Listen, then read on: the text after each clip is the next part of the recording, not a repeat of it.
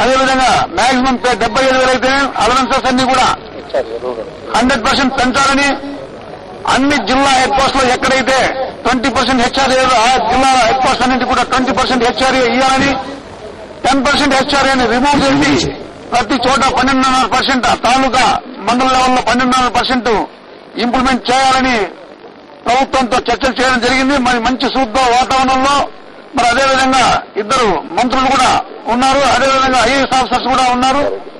మరి సవితా ఇంద్రారెడ్డి గారు, అదేవిధంగా గీతారెడ్డి గారు ఇద్దరు మినిస్టర్లు, అదేవిధంగా ఐఏఎస్ ఆఫీసర్లు అందరూ కూడా మరి చాలాసేపు సుదీర్ఘంగా చర్చించడం జరిగింది. అయితే మరి ఇంకొక విడతగా చర్చలు సాగించాలని చెప్పేసి ప్రభుత్వం, మేము అదేవిధంగా సచివాలయ ఎంప్లాయీస్ అందరూ కూడా అనుకుని మరి ఈ రోజు బయటకు వచ్చాం. ప్రభుత్వం ఇంకొకసారి చర్చలకు ఆహ్వానించి మరి ఇది కంప్లీట్ చేస్తానని చెప్పేసి ఆశిస్తూ మరి మా సభను మాట్లాడారు. కె స్వామి గౌడ్, తెలంగాణ ఎన్జిఓస్ రాష్ట్ర సంఘ అధ్యక్షుడు, అదేవిధంగా రాష్ట్ర జేఏసీ సెక్రటరీ జనరల్. ఈరోజు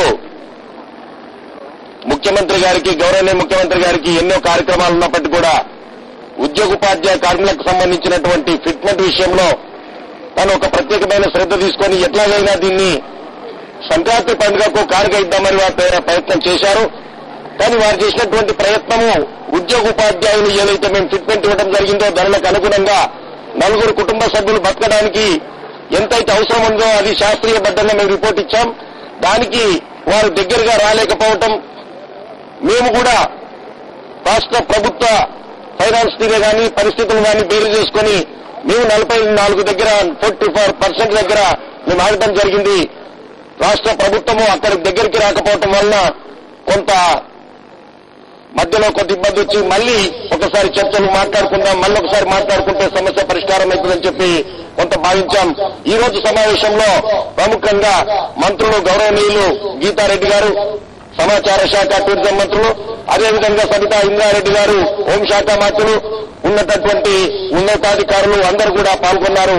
వారందరికీ కూడా మేము జేఏసీ పక్షాన, మా ఉద్యోగ సంఘాల పక్షాన ప్రత్యేకమైనటువంటి సంక్రాంతి శుభాకాంక్షలు తెలియజేస్తా ఉన్నాం.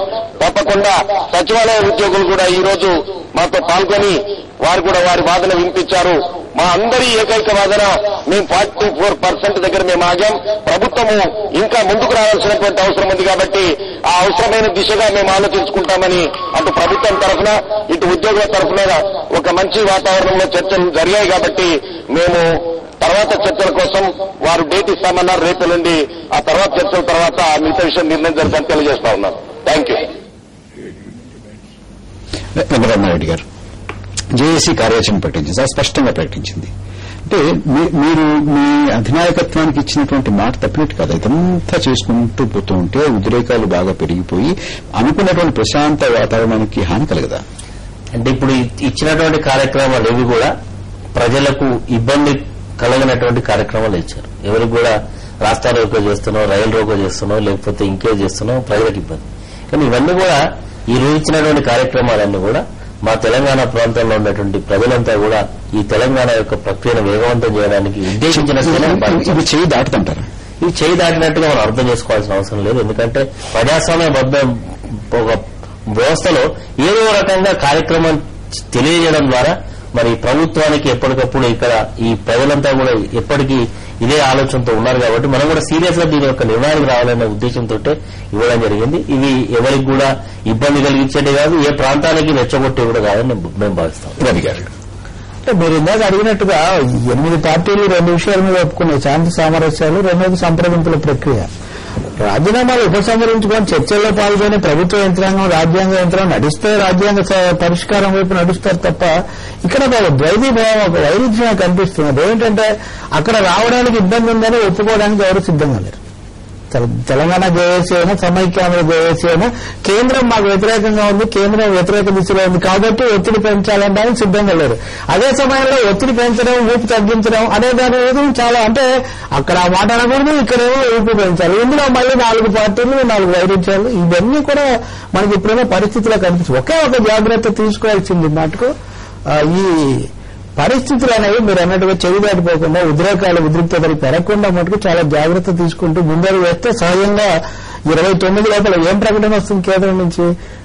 కాల పరిమితి. కేంద్రం ఇప్పటి వరకు చర్చల తాలూకు రోడ్ మ్యాపే తయారు చేయలేదు. కాబట్టి కేంద్రం ప్రకటన చేస్తే మహా అయితే చర్చల తాలూకు ఒక ప్రకటన చేస్తుంది తప్ప రాష్ట్ర విభజనకు సంబంధించిన ప్రకటన ఇప్పుడు చేసే అవకాశం లేదు. కేంద్రం ప్రకటన అజెండాలోనే లేదు.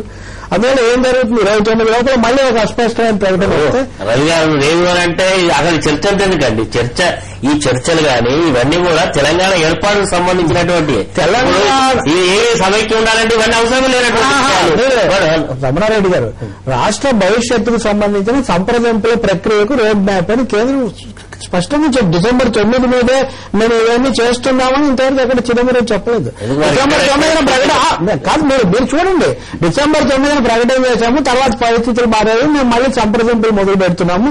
ఈ సంప్రదింపులకు సంబంధించిన రోడ్ మ్యాప్ కావాలి అంటున్నారు. అందుకని వాళ్ళు కాల పరిమితి దేనికి రోడ్ మ్యాప్ సంప్రదింపుల రోడ్ మ్యాప్ కు కాల పరిమితి ప్రకటించగలుగుతారు. అది ఎలాగో జేఏసీకి సంతృప్తి కలిగించే పరిస్థితి ఉంటే అభిషేక్ సింగ్ గారు చెప్పినటువంటి దీంతో అభిషేక్ సింగ్ చెప్పిన దాంట్లో అదే ఉంది, ప్రణబ్ ముఖర్జీ చెప్పిన దాంట్లో అదే ఉంది. కానీ టీఆర్ఎస్ దాన్ని సూటిగా విమర్శించడానికి సిద్ధంగా లేదు. వ్యూహాత్మకమైనటువంటి మౌనం వాళ్ళు పాటిస్తున్నారు. జగదీశ్వర్ రెడ్డి గారు ముసిముసిగా నవ్వుతున్నారు. రవి గారు మాట్లాడుతుంటే నాకు తెలిసి రవి గారు వారి మాటల్లోనే వైరుధ్యం కనిపించింది.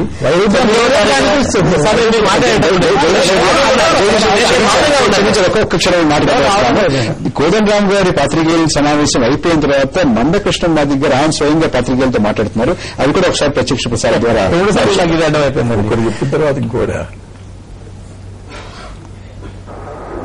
అది ప్రజా సంఘాలు కానీ కుల సంఘాలు కానీ విద్యార్థి వికలాంగులు మహిళా సంఘాలు మూఢమస్తుతో పాటు ఆ అభిప్రాయంలో మేము భాగస్వామ్యం కావాలని మేము ముందుగా తెలియజేస్తున్నాం. అంతేకాకుండా ఒకవైపు ప్రజలు యువకులు విద్యార్థులు ప్రాణత్యాగాలు చేస్తుంటే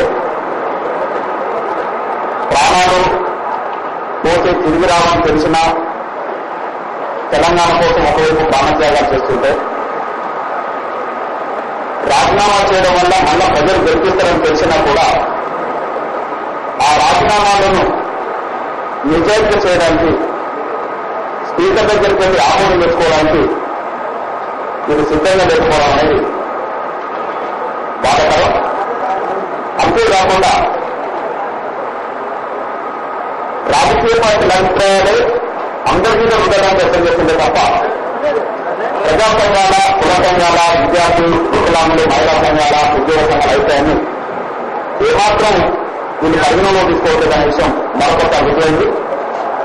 గోల్కొండ హోటల్లో మొత్తం తెలంగాణ జేఏసీ పేరుతో రాజకీయ పక్షాలు ప్రజా సంఘాలు అన్ని సమావేశమైనప్పుడు కూడా 3 అభిప్రాయాలు అప్పుడే రావడం జరిగింది.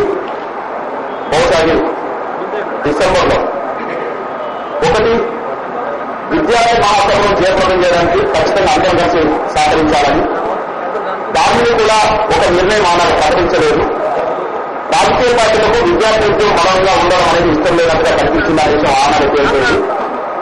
రెండో విషయం నిరాశలిప్తులో ఉండమనే తెలంగాణలో ఉన్న యువత తమ ప్రాణాలు కోల్పోవడం ద్వారా ప్రాణాలు వదలడం ద్వారా తెలంగాణ వస్తుందనే దాని మీద వాళ్ళు ప్రాణాలు కోల్పోతుండ్రు. కాబట్టి మనం వాళ్ళు మనోవేదం కల్పించాల్సిన బాధ్యత. మీరు చావద్దు, మేము అన్నిటికీ త్యాగం చేయడానికి సిద్ధంగా అని చెప్పాల్సిన బాధ్యత రాజకీయ నేతలు ఉంటుందనే దాని మీద మేము 2 అభిప్రాయాలు అప్పుడే చెప్పడం జరిగింది. ఒకటి, చేసిన రాజీనామాలను వెంటనే స్పీకర్ దగ్గరికి వెళ్ళి ఏమాత్రం ఆలోచన చేయకుండా ఆమోదం తెచ్చుకోవాలని, అది 31 తారీఖు తెచ్చుకుంటామనే పద్ధతులు కూడా కొంత చర్చ జరిగింది. ఆ రోజు నుంచి ఈ రోజు వరకు ఒక్కరు కూడా స్పీకర్ దగ్గరికి వెళ్ళకపోవడం అనేది రాజీనామాల విషయంలో వాళ్ళకి చిత్తశుద్ధి లేదనే విషయం కూడా స్పష్టంగా అర్థమైంది. రెండో విషయం, రాజీనామా చేసిన వెంటనే అందరూ కలిసి అన్ని పార్టీలకు సంబంధించిన వాళ్ళు ఒక్కొక్క జిల్లాలో ఎన్ని పార్టీలకు ప్రాతినిధ్యం అవుతున్నారో ప్రజాప్రతినిధులుగా ఎమ్మెల్యేలుగా వెళ్తుందా వాళ్ళందరూ కలిసి వాళ్ళ సొంత జిల్లాలోనే ఆహ్వాన దీక్షలు చేయడం ద్వారా ప్రజల్లో మరింత ఉద్యమం శక్తివంతంగా రావడానికి అవకాశం ఉందనే దాని మీద మేము సూచన చేయడం జరిగింది. ఆ సూచన చేసినప్పుడు కూడా రాజకీయ పక్షాలు మేము ఒక అర్ధగంట సేపు మేము మాట్లాడుకొని మన పదార్థాన్ని వచ్చి అనౌన్స్ చేస్తామనే పద్ధతిలో మాట్లాడడం జరిగింది. దురదృష్టవశాత్తు ఈరోజు ఎప్పుడైతే జరిగిందో వాళ్ళ అభిప్రాయం చెప్పి వెళ్ళిపోవడం అన్నట్టుగా ఆరోపణ చేయాలని అభిప్రాయం విద్యా సంఘాలకు ప్రజా సంఘాలకు ఉద్యోగ సంఘాలకు ఎవరు కూడా ఏం చెప్పినట్టు కూడా మీడియా ముందుకు వచ్చి రాజీనామాల విషయం కానీ, లేదా ఉద్యోగ విషయం కానీ, లేదా విద్యార్థి మహాసభ జట్టు విషయం కానీ ఏమాత్రం వాళ్ళు సంప్రదించకుండా వాళ్ళు అమలు చేసి మరి వెళ్ళిపోవడం జరిగింది. ఈ రోజు కూడా జరిగింది అదే అనే విషయం మీరు మీడియా సాక్షిగా అందరికి స్పష్టంగా కనిపిస్తున్నది. కానీ నేను చెప్పదలుచుకున్నది ఏంటంటే, ప్రజలు త్యాగాలు చేస్తుంటే రాజకీయ నాయకులు వాళ్ళు పదవి వదులుకోవడానికి సిద్ధంగా లేనట్టుగా ఉన్నదనే విషయం మరొకసారి స్పష్టంగా అర్థమవుతుంది. కేసీఆర్ గారు ప్రారంభ ఉపన్యాసం చేస్తూ ఒక మాట స్పష్టంగా చెప్పడం జరిగింది. 18వ తారీఖు నాడే మేము రాజీనామాకు సిద్ధపడతామనే పద్ధతిలో ఆవులు తీసుకోవడానికి ఎంతమంది పద్ధతులు మాట్లాడడం జరిగింది. దానికి 18 వరకు ఉండాల్సిన అవసరం లేదు. 18 వరకు ఎవరైనా ప్రాణత్యాగాలు చేసిందనుకో, ఎవరైనా చనిపోయిందనుకో, దాన్ని బాగా చేయగలిచారు అంటే మా నాయకులు పదవులు ఓడుకోవడంతో సిద్ధంగా లేదనే ఆవేదనతో మరో కొంతమంది చనిపోతే బయట వహించాలి. 18 వరకు అనడానికి కాబట్టి చెప్పేశారు. ఇది సంక్రాంతి పండుగ ఉన్నది కాబట్టి దానికోసం 18 చెప్పడం జరిగింది. అసలు సంక్రాంతి పండుగ తెలంగాణ పండుగ కాదని మనమే అంటున్నాం కదా. తెలంగాణ ప్రజలకు సంక్రాంతికి సంబంధం లేదు, మనం దసరకు సభ్యులకు మాత్రమే సంబంధం మనమే అంటున్నాం కదా. మరి ఆ పండుగ మన పండుగ కానప్పుడు ఆ పండుగ కోసం మనం రాజీనామా వాళ్ళు చేసుకోవాల్సిన అవసరం అప్పుడేరా. ఒకవైపు 18 తారీఖు చేసిన రాజీనామాలు మనం 25 వరకు మళ్ళా పొడిగించడం జరిగింది. ఈ 25 వరకు ఏ కారణాల వరకు పొడిగించారు. 25 సంబంధించిన అంత రాజకీయ సంస్థ వచ్చింది అనే పద్ధతులు కూడా కనీసం ఒక చర్చ పెట్టకుండా అందరూ అభిప్రాయం చేసుకోకుండానే వాళ్ళు డైరెక్ట్ రామాంశం జరిగిన విషయం కూడా స్పష్టంగా అర్థమవుతుంది. అంటే ప్రజలు ఉద్యమాన్ని శక్తివంతంగా నడపాలని కోరుకుంటున్నారు. అదే సమయంలో నాయకత్వం మాత్రమే ఉద్యమం నీరుగార్చే పద్ధతిలో ఉన్నదనే విషయం కూడా పొలిటికల్ నాయకత్వం మాత్రమే, అది కూడా ప్రజలు సంఘాలు నేతలు అందరూ కలిసి ఉద్యమం ఎంత స్పీడ్ కావాలని కోరుకుంటుంది తప్ప రాజకీయ నాయకత్వం నుంచి మాత్రమే వాళ్ళు పదవులు కోరుకోవడానికి సిద్ధంగా లేదు, అదే సమయంలో ఉద్యమాన్ని ప్రోత్సహించడానికి కూడా సిద్ధంగా లేదనే విషయం కూడా స్పష్టంగా అర్థమవుతుంది. ఈ విషయంలో మేము కోదండరాం గారి ప్రకటనను 4 పార్టీలకు సంబంధించిన అభిప్రాయాన్ని వ్యక్తం చేసిన ప్రకటనగా చూస్తున్నామే తప్ప అది ప్రజా సంఘాల, విద్యా సంఘాల, మహిళా సంఘాల, వికలాంగుల, ఉద్యోగ సంఘాల ప్రకటనగా మేము పరిగణన తీసుకోవడం కూడా స్పష్టం చేస్తున్నాం. అయితే వాళ్ళు ఏదైతే ఒక హైదరాబాద్ లో ఇందిరా పార్క్ ద్వారా ఏదైతే నిర్ణయం నిర్మించా అంటుండ్రో, లేదా జిల్లా కేంద్రాల్లో ఏదైతే అంటుండ్రో, వాటితో పాటు మేము ప్రజా సంఘాలుగా, కుల సంఘాల, నిర్ణయ సంఘాలుగా ఖచ్చితంగా దాన్ని ముందుకు తీసుకెళ్లడానికి, అంటే ప్రజా ఉద్యమాన్ని మరింత అడ్వాన్స్ చేయడానికి మా ప్రయత్నంలో భాగంగా అన్ని జిల్లా కేంద్రాలనే కాకుండా అన్ని